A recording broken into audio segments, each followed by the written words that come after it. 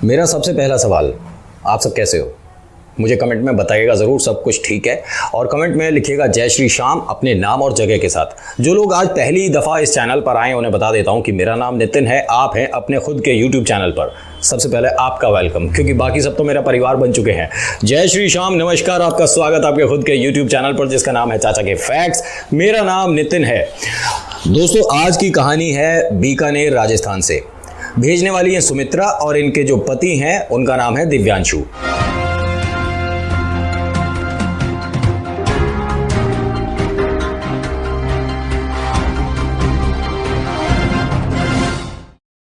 दिव्यांशु एक private company में बहुत अच्छी पोस्ट पे है, पैसे की कोई दिक्कत नहीं है। ये मानिए कि जब से ये बाबा श्याम से जुड़े हैं, पैसों से, परिवार से, समाज से, कहीं से भी कोई परेशानी नहीं है।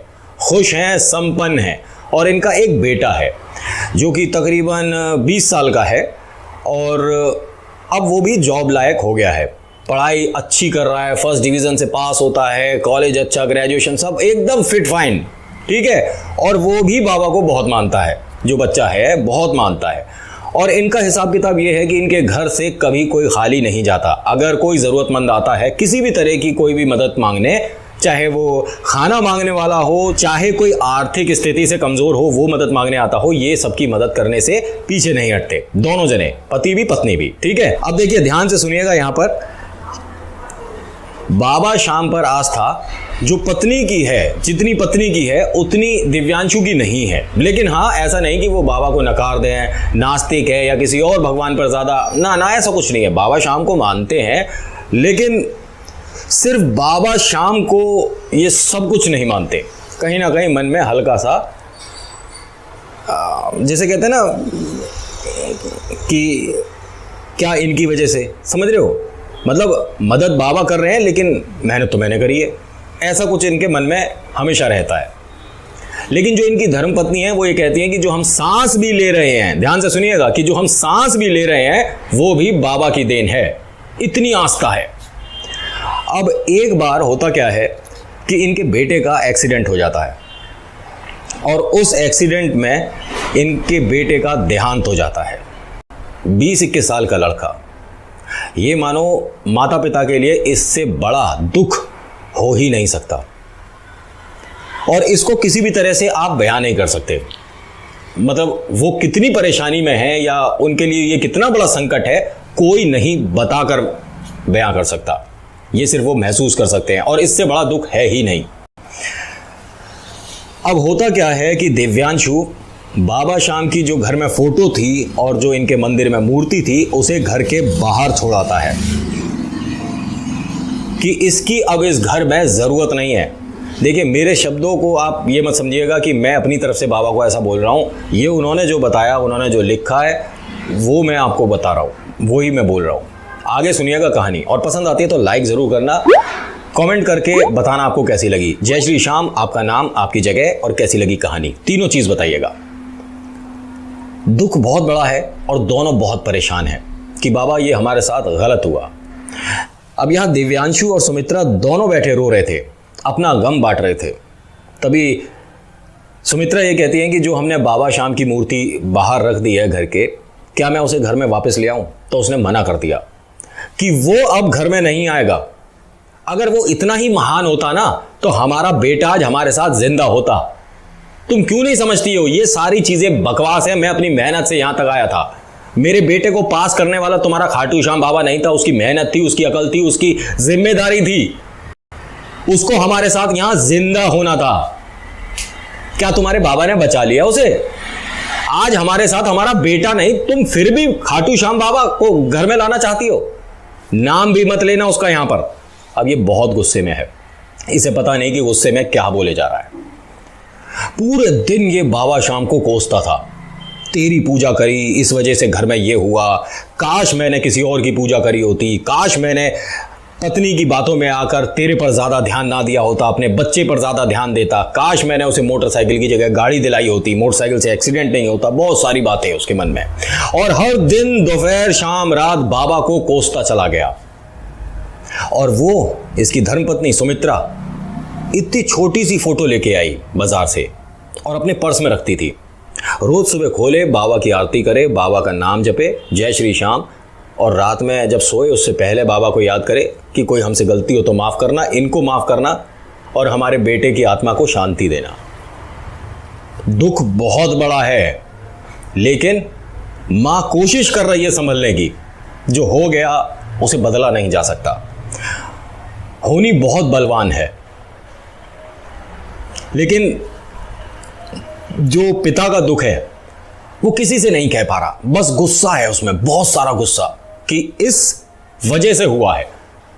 बाबा शाम पर रोज वो नया एक तरह का ब्लेम, एक तरह की तोहमत लगा दे कि तेरी वजह से ऐसा हुआ, तेरी वजह से वैसा हुआ। अब हाल ये हो गया कि इसका नौकरी पर जाना कम होता चला गया। मन नहीं करता अब इसका नौकरी करने का, कि पैसा ना भी होगा तो क्या है, किसके लिए कमा रहा हूं मैं, और कौन है जो कि खर्चेगा। मुझे नहीं चाहिए धन दौलत, आग लगा दो सारे पैसों में, मुझे नहीं चाहिए। तुम्हारे बाबा शाम ने भेजा है ना ये सारा पैसा हमारे घर में, धन दौलत सुख शांति। अरे जब बेटा ही नहीं है तो काहे की सुख और काहे की शांति, हटाओ सब बेच दो। वो बहुत गुस्से में है।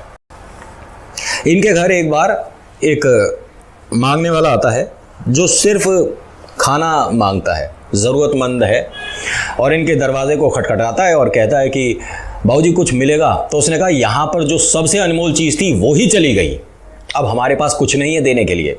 तो उसने कहा मैं समझा नहीं, कौन सी अनमोल चीज़ थी? तो पिता ने रोते हुए बताया कि मेरा बेटा था सबसे अनमोल, वो ही चला गया और अब हमारे पास कुछ नहीं है, चले जाओ यहाँ से। लेकिन जो पत्नी है वो अंदर से रोटी लेकर आती है और उन्हें देकर कहती है कि बाबा माफ़ करना, ये बहुत गुस्से में है और बहुत परेशान है ये। तो उसने जाते जाते ये बोला कि बेटा भगवान पर विश्वास रखो, सब अच्छा होगा।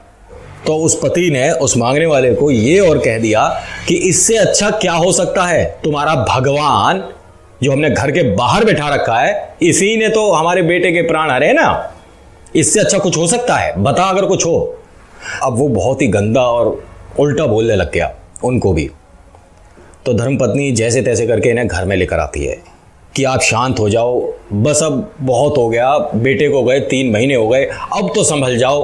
तो उसने कहा अब संभलने का पूरी जिंदगी मतलब ही नहीं बनता, मेरा बेटा चला गया, तू संभल सकती है, मैं नहीं संभल सकता, क्योंकि तू आज भी मुझे पता है उस अपने बाबा शाम को याद करती है, मुझे पता है। अब यहाँ नौकरी छोड़े 3 महीने हो चुके हैं, धीरे धीरे घर की जो आर्थिक स्थिति अच्छी थी अब वो कमज़ोर होती जा रही है। 5 महीने बीतते हैं, 6 महीने बीतते हैं और समय तकरीबन 1.5 साल का हो जाता है। अब इनके पास खाने की समस्या होती जा रही है। सुबह की रोटी खा ली, रात का पता नहीं। जो कि धनवान थे, पैसे वाले थे, सब कुछ था इनके पास, बेटा भी था इनके पास, लेकिन आज इनकी स्थिति कमज़ोर होती जा रही है, या ये कहो कि ख़राब होती जा रही है। वीडियो कैसी लग रही है प्लीज़ लाइक शेयर कमेंट ज़रूर करिएगा। अगर आपको अच्छी लगती है तो लाइक, नहीं अच्छी लगी तो डिसलाइक। अब जो पति है वो बहुत परेशान है, होना भी चाहिए और बनता भी है उसका। यहाँ धर्मपत्नी से बोलता है कि ये जो आज भी तू उसकी पूजा कर रही है ना, मैं 2-3 बार तेरे को देख चुका हूँ, आज भी तेरे पर्स में वो खाटू श्याम बाबा की तस्वीरें मैंने देखा है, आज तू उसे बाहर रख के आएगी, ठीक है? मेरे को कुछ नहीं पता, मैं उसे घर से निकाल चुका हूँ, तो तू आज भी उसकी पूजा क्यों कर रही है?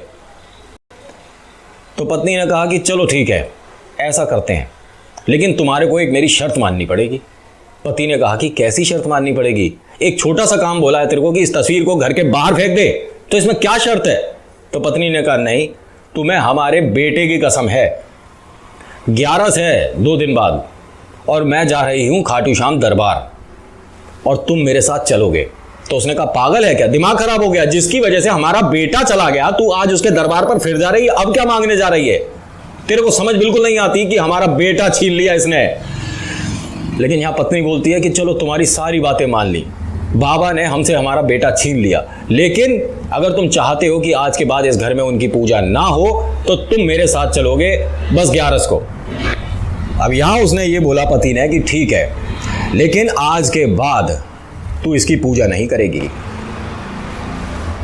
पत्नी ने यह कहा कि हम मंदिर जाएंगे, जब तक तो मैं पूजा करूंगी, जिस दिन हम मंदिर से दर्शन करके घर आएंगे मैं उस दिन से बाबा की पूजा करनी छोड़ दूंगी।